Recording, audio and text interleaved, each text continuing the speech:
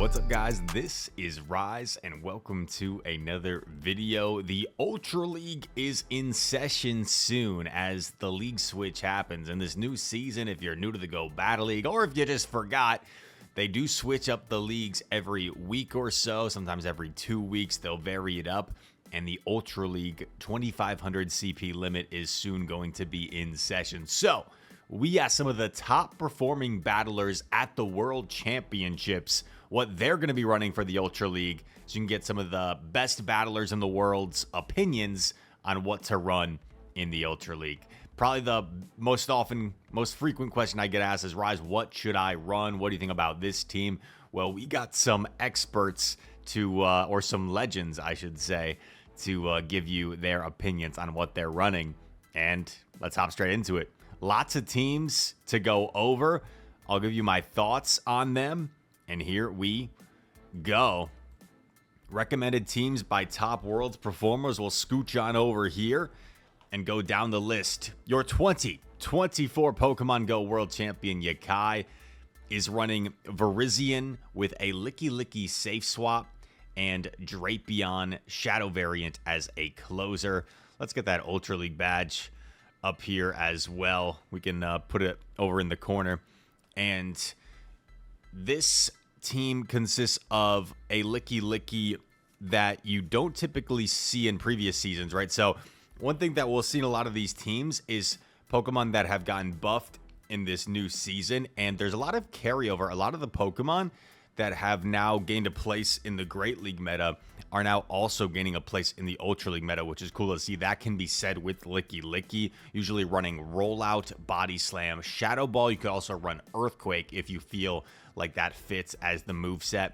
So the description says either backline Pokemon works as a safe switch and can take a shield or switch advantage. So one thing, if you decide to run this team from World Champ Yakai, is depending on what lead you see, you may want to swap something else. So for example, off the top of my head, let's say you see a Mandibuzz, you may not want to stay in that as Virizion since the super effective aerial aces are not great. So Drapion, if you're running like Sludge Bomb, might be a better answer to the Mandibuzz. So maybe perhaps you go Licky Licky as the safe swap there, since it's more of your soft answer, if that makes sense. If you see a Talonflame lead, perhaps Drapion makes more sense as the safe swap because Licky Licky's your better answer with those double super effective rollouts. Cool team from Yakai. And we go to Beelzeboy for team number 2. Beelzeboy, I should say. And Shadow Drapion, Cresselia, Pangoro, cool team. Beelzeboy was top 4 at Worlds and a very young trainer as well. Both of these guys that, all 3 of these guys that we're about to see, actually 3 really young trainers that are super talented and have been super accomplished in their young Pokemon Go careers. But Shadow Drapion is one of the more flexible Pokemon you're going to see in Pokemon Go PvP. It is only weak to ground, right, with that poison dark typing, so very flexible.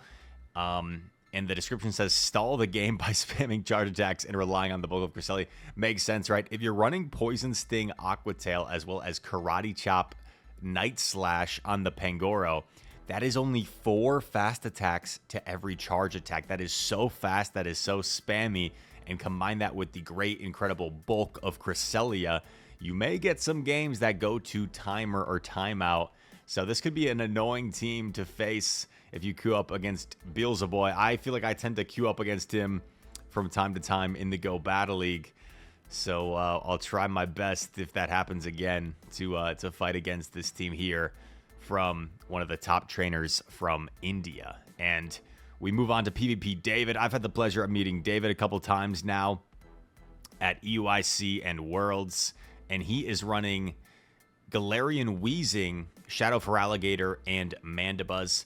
Flexible ABC team. If you're not familiar with what that means, ABB refers to a team where you have a bee that sort of lures something out to open up the second bee in the back. ABC is a little bit more flexible in terms of you don't have to necessarily swap to lure something out. You can just kind of play the game as it comes. So a flexible ABC team. Feraligatr can bait out potential Guzzlord in the back. Use Ice Beam on Feraligatr for this. Makes sense. G-Weezy got buffed as well, right? With Fairy Wind and Brutal Swing both getting buffed. So kind of one of those Pokemon that got overlooked a little bit with all the buffs. But Galarian Weezing, a super strong Pokemon. We move on down the list. We go to Rocha Babyface, popular content creator, rocking the Shadow Machamp. Shadow Machamp is so menacing right now with Karate Chop, Cross Chop, and Stone Edge. It is so spammy, right? 4 Karate Chops to every Cross Chop is pretty insane, especially when you can do like a big farm down and then you have your opponent second guessing, do I shield, do I let this go? You bait the Cross Chop, you land the Stone Edge. It can be a real menace and has certainly swept me a couple times if I'm running a team that's weak to it. We have Galarian Weezing as the safe swap, running a Play Rough Overheat, double nuke moves as the safe switch for this Galarian Weezing, and then our Rangaroo, one of my favorite Pokemon, in the back. ABB style team using Weezing to lure out the Steel type in the back so a Rangaroo can sweep. Makes a lot of sense.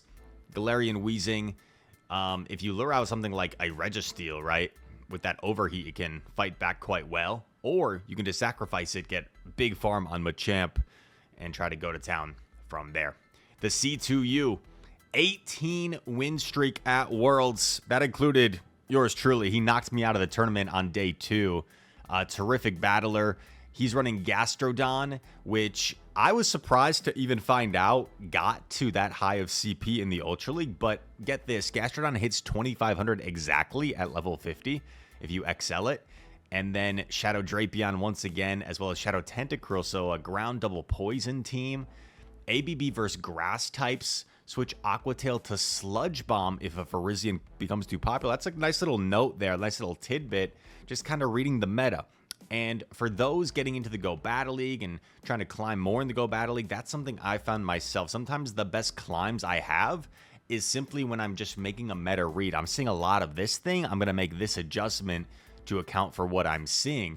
So a nice little tidbit there. If Virizion starts to become really popular, might want to start running Sludge Bomb on that Drapion to account for that.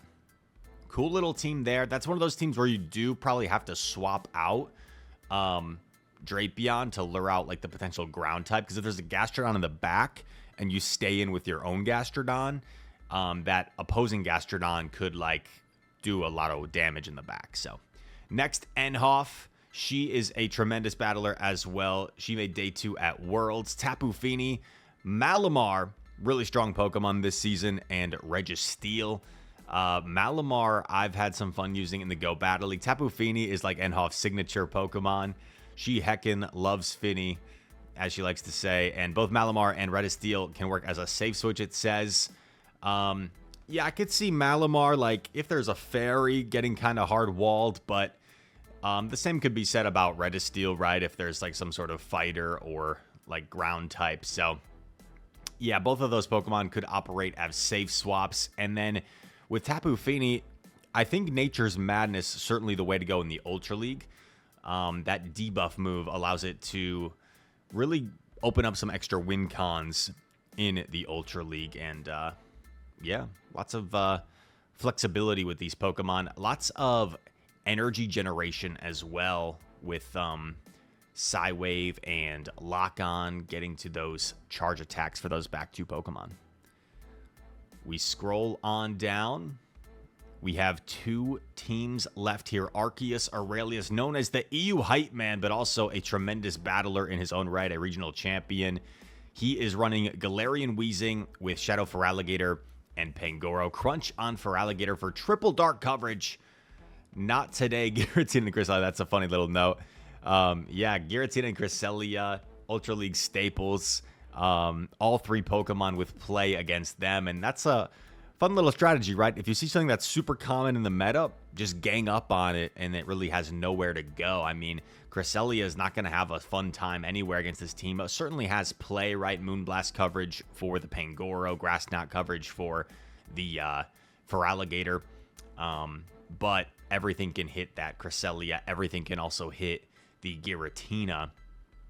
And Yeah. We move on to the Gengar Life. The Gengar Life is running Abomasnow as well as Malamar and Shadow Hippowdon. Shadow Hippowdon is a really fun Pokemon. Can be really difficult to keep track of its energy with Sand Attack. So you have to be careful. And when that's one of those Pokemon that I'm still like getting used to trying to keep track of its energy when I face. So it can be difficult because it might farm something down. You're like, does it have the Scorching Sands already, or is it only that Weather Ball? Abomasnow, it says, punishes all the water types. Newly buffed Malamar with Psywave makes a great safe switch. Definitely makes sense. One interesting fact I learned about the Great League is Malamar can actually flip a Azumarill in the twos, which is insane if you think about it, just because of how strong Psywave is in terms of its neutral pressure, in terms of damage and energy generation. The Abominable Snowman has been a staple in PvP for a while now, and Shadow Hippo is really strong as well. If you stayed tuned here till the end, I also have some bonus Little Cup teams I can throw here on the screen as well at the end. And if you want to get the full downloadable graphics so you can just look at these on your phone, feel free to go check out Inadequate on Twitter, where he's going to post these graphics and leave a link to my video, I believe, where people can look at that as well. But these are some teams. A lot of Bronzor, a lot of Shuckle, and some Galarian Zigzagoon, it looks like. So I won't dive too deep into these teams, but here are some content creators and such recommending some Little Cup teams that we'll shout out. But the main focus was going to be the Ultra League teams, and I hope you guys found this useful and maybe can utilize at least one or multiple of these teams in this Ultra League cycle. If you guys enjoyed this video, feel free to hit that like button, subscribe to the channel. If you're new around here, comment down below. All comments are appreciated. And once again, feel free to check out Inadequate on Twitter to get that full downloadable team graphic that you saw in this video, where you can reference it when you're trying to decide what to run in the Ultra League this week and next week. All that said, thanks so much for watching, and I hope to see you in the next one. Peace.